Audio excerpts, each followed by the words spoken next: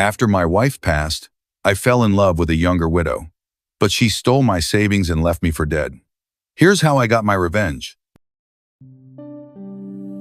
When Clarissa, a woman I fell in love with and trusted, vanished with everything I had, my savings, my late wife's heirlooms, I knew my life would never be the same. She didn't just steal from me, she stole my dignity, but she made one crucial mistake, and that mistake was underestimating me.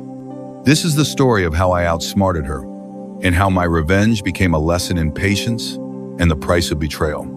You'll understand why I had no choice but to make her pay. Stick around to hear how I took back what was mine.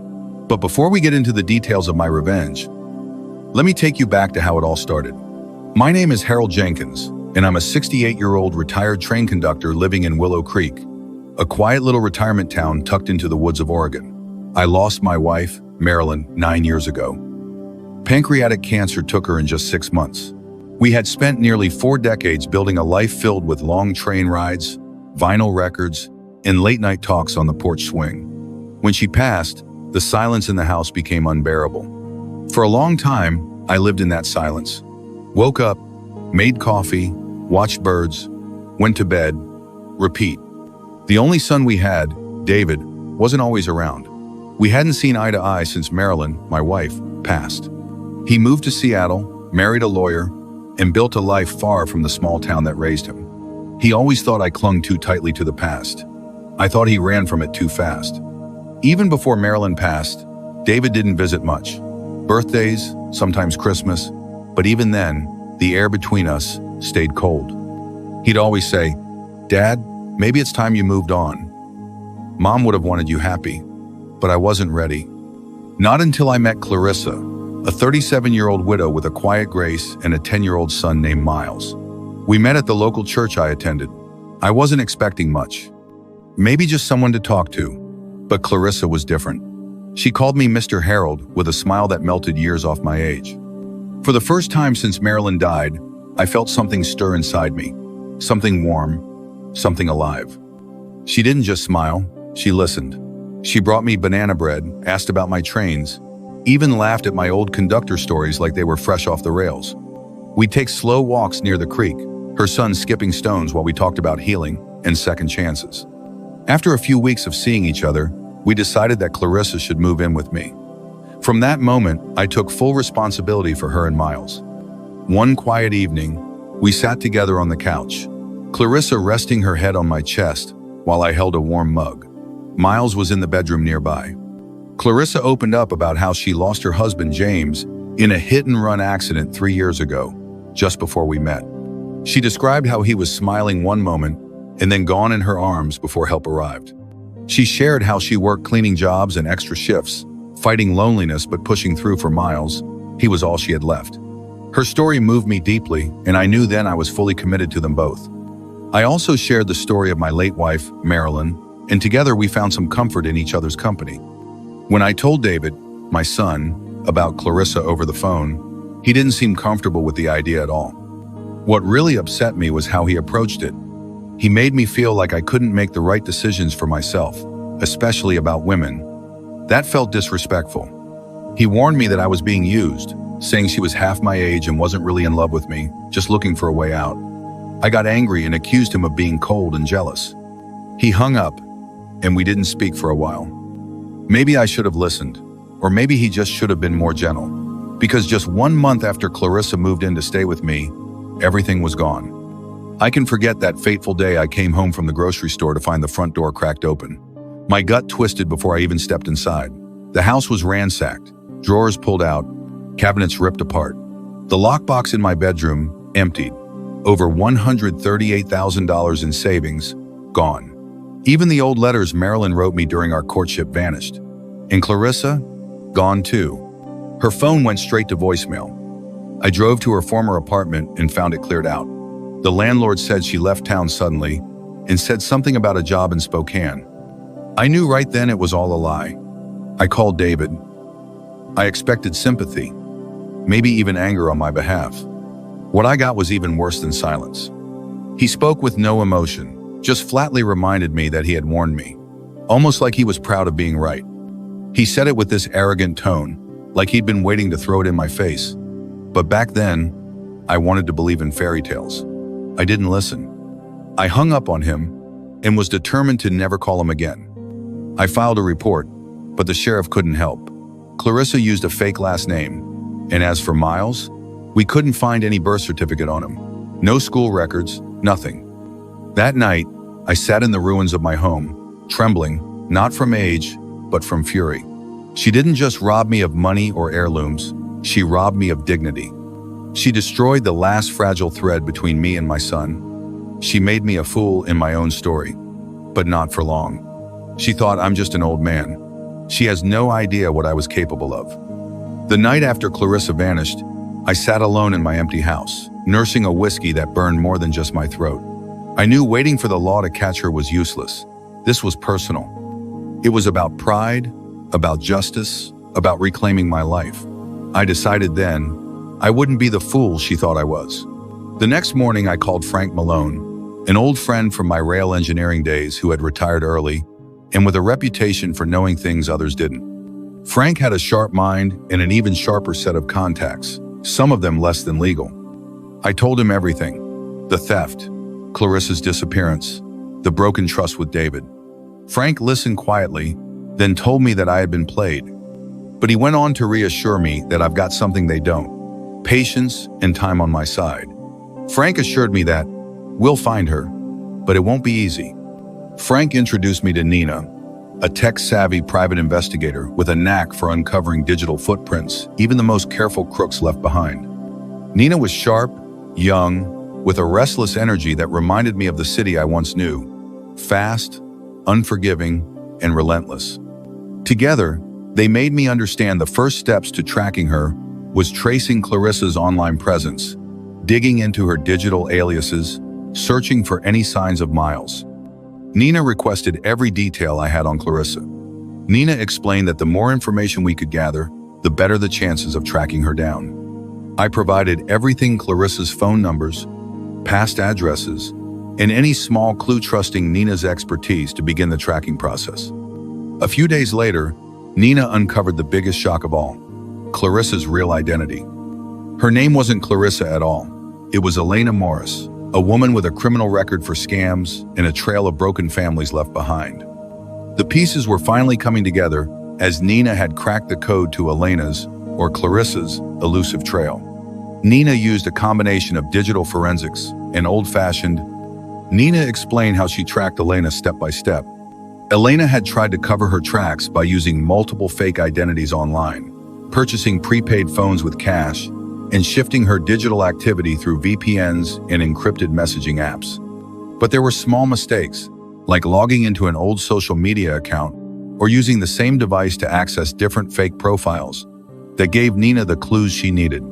Shockingly, one of the accounts Elena had accessed traced back to a place I never expected: Seattle, the city where my son David lived. By cross-referencing surveillance footage near cash withdrawal points and IP logs, Nina pinpointed an abandoned warehouse on the outskirts of Seattle, the last place Elena's digital footprint led. The warehouse was the place where Elena was hiding, and the 10-year-old boy, Miles, was with her. I stared at the screen in disbelief. Could David be involved somehow? Frank saw the doubt in my eyes and told me that before I jumped to any conclusions, I should remember that things are never what they seem. My next move was painful but necessary. I dropped my ego and I reached out to David, explaining my findings carefully. To my surprise, he didn't dismiss me outright this time. Instead, his voice was heavy with genuine concern for me, something I hadn't heard in years.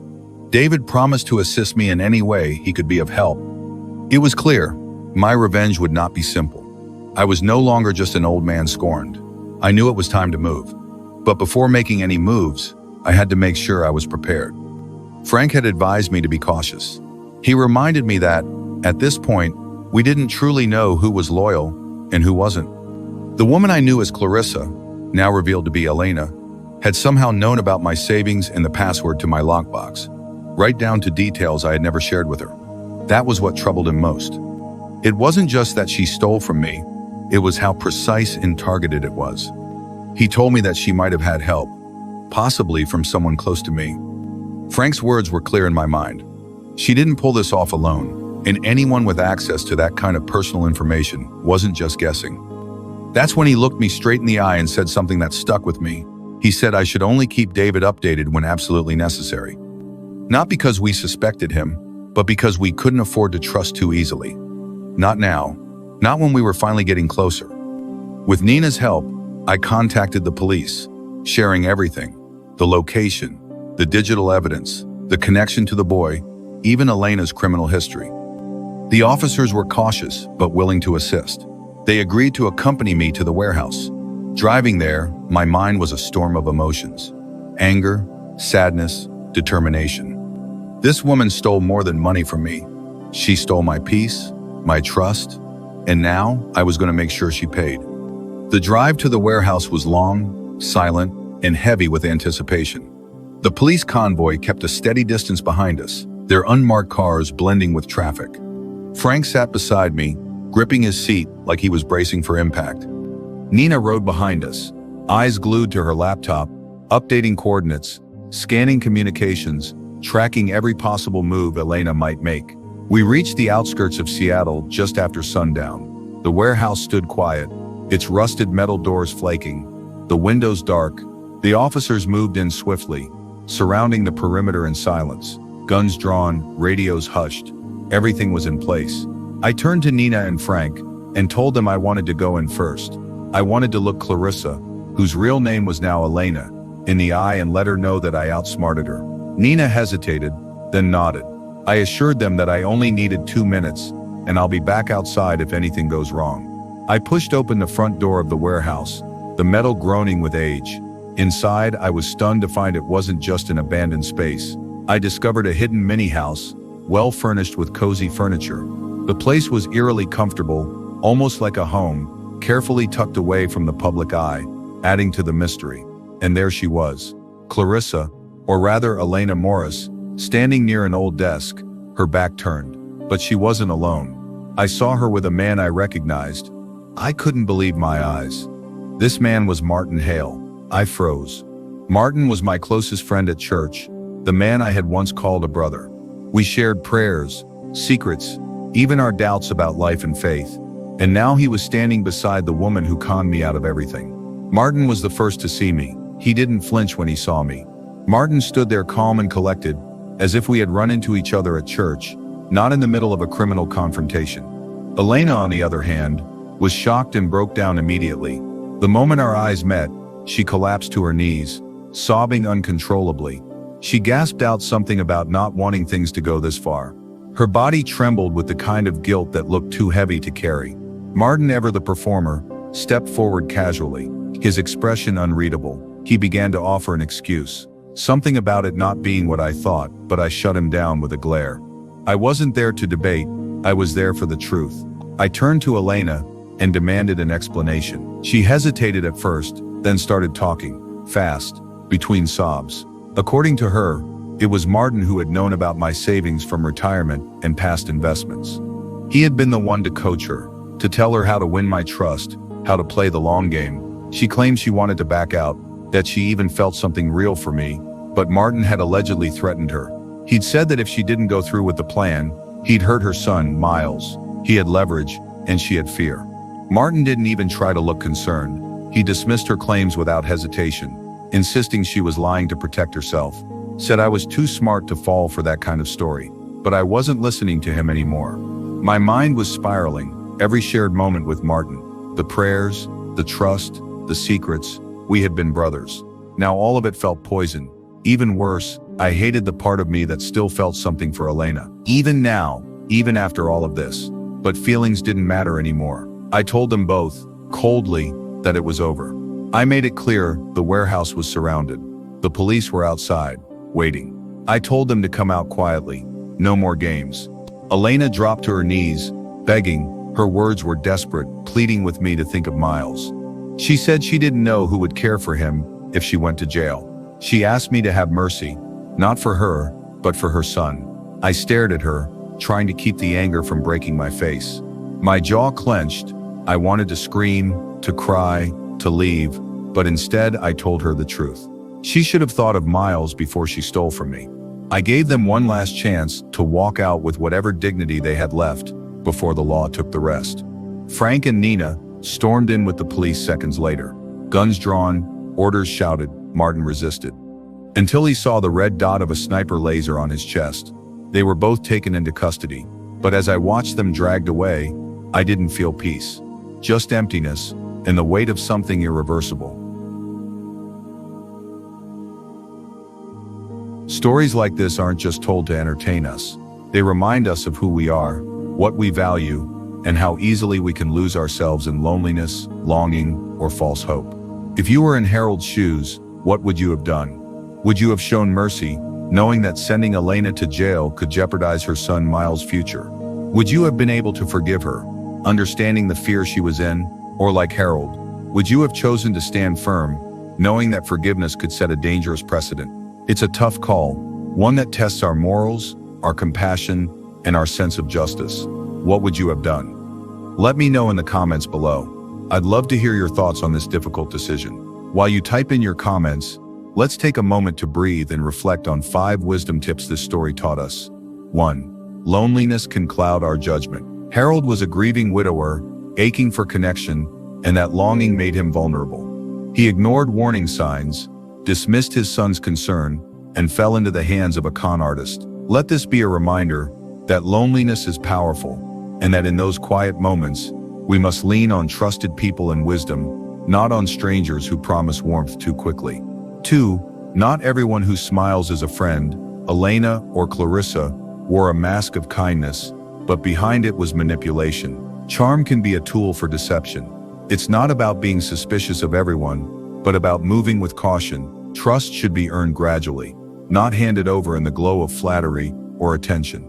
If something feels rushed or too good to be true, pause, ask questions, protect yourself. 3. Always stay digitally vigilant. In a world where people can pretend, copy, or vanish behind screens, our digital lives must be guarded. Harold never expected his information to be used against him. Use secure passwords. Protect your data. Think twice before sharing too much with someone you've never met in person. The internet may connect us, but it also opens doors for deception. 4. Don't wait too long to mend what matters. Harold and David lost precious years to silence and pride. Grief drove a wedge, but silence kept it there. If this story reminds you of someone you're estranged from, a relative, your child, your friend, reach out. Say something. Time is too short to carry old pain. What about you? What part of Harold's journey resonated most with you? Was it the pain of betrayal, the warning signs he ignored, or the innocent child left behind in the wake of adult choices? Let us know in the comments. Your story may help someone else heal or avoid the same mistake. If this story moved you, inspired you, or even made you pause and reflect, go ahead and like this video and subscribe for more stories that don't just entertain, but stir something deep in your soul.